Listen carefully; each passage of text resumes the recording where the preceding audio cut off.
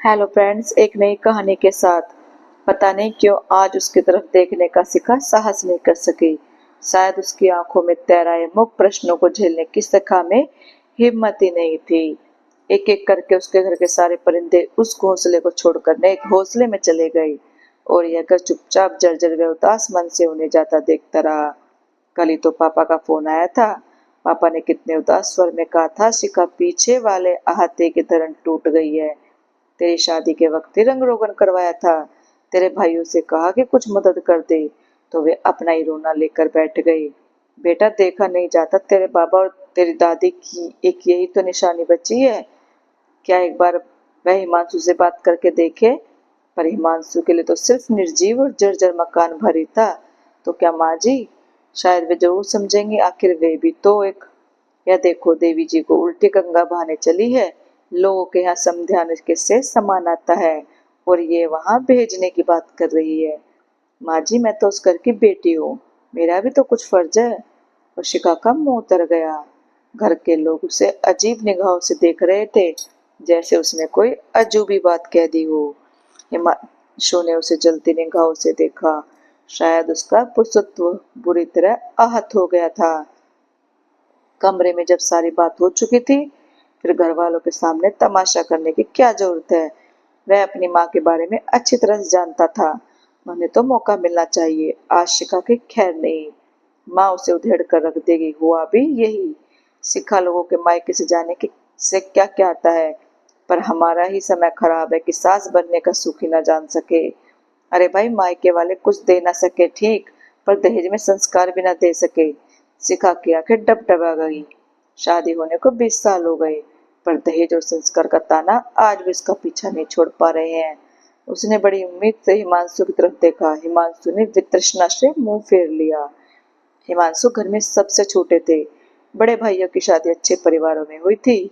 अच्छे मतलब शादी में गाड़ी भरकर दहेज मिला था। माँ जी की नजर में अच्छे परिवार का मतलब यही था। माँ जी के पास कभी त्योहार तो कभी शगुन के नाम पर उपहार स्वरूप कुछ न कुछ समधि होने से आता ही रहता था। शिखा एक मध्यम वर्गीय परिवार की इकलौती लड़की थी। पिता ने अपनी हैसियत के अनुसार सब कुछ दिया था, पर उसकी जिंदगी माँ जी की कसौटी पर कभी खरी न उतरी। ऐसा नहीं था कि माँ जी चांदी का चम्मच लेकर पैदा हुई हो।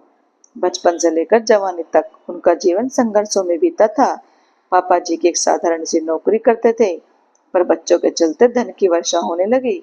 माँ जी की तो मानो मुंह मांगे मुराद पूरी हो गई हो। जो रिश्तेदार कब का उनसे मुंह फेर चुके थे, एक एक करके जुड़ने लगे।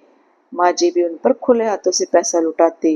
शिखा ने कई बार दिव्य स्वर में हिमांशु से इस बात को कहा भी था कि इस तरह पैसा लुटाना कहाँ की समझदारी है, पर माँ जी के फैसले के विरुद्ध जाने की किसी की हिम्मत भी ना थी।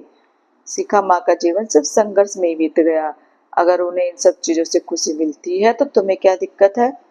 दिक्कत हिमांशु, बात दिक्कत की नहीं, पर माँ जी जिस तरह से लुटाती हैं, तुम फालतू का दिमाग मत लगाओ। अगर भैया भाभी को दिक्कत नहीं तो तुम क्यों फुदक रही हो?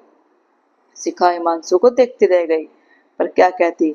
दिक्कत तो सभी को थी, पर माँ जी से कहने की हिम्मत किसी की भी ना थी। कितनी बार चौके में जेठानियों को कसमसाते देखा था।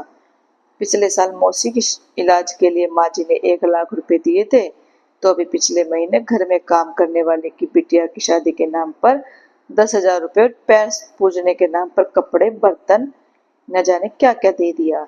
कभी मंदिर तो कभी जागरण के नाम पर हर महीने कुछ न कुछ जाता है। उनकी मांगे सुरसा के मुंह की तरफ बढ़ती ही जा रही थी। एक दिन बड़े भैया ने दबे स्वर में कहा भी था, माँ आप इस तरह कभी सामान तो कभी पैसे बांटती रहती हो। कल अगर हमें जरूरत पड़ेगी तो क्या हमें कोई देगा? मैंने लेने के लिए थोड़ी दिया है। तेरे पापा की कमाई से तो घर ही चल जाता, वही बड़ी बात थी। पर अब जब प्रकृति ने दिया है तो फिर क्यों ना करूं?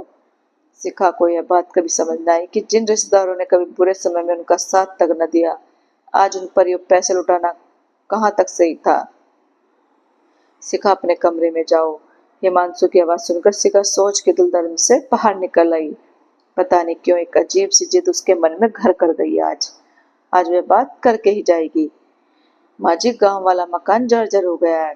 उस घर से मेरा बहुत जुड़ाव है। बाबा दादी की आखिरी निशानी है वह। तो माँ जी ने बड़े तल्ख स्वर में कहा। शिखा अपने आप को मजबूती बांधे से खड़ी हुई थी।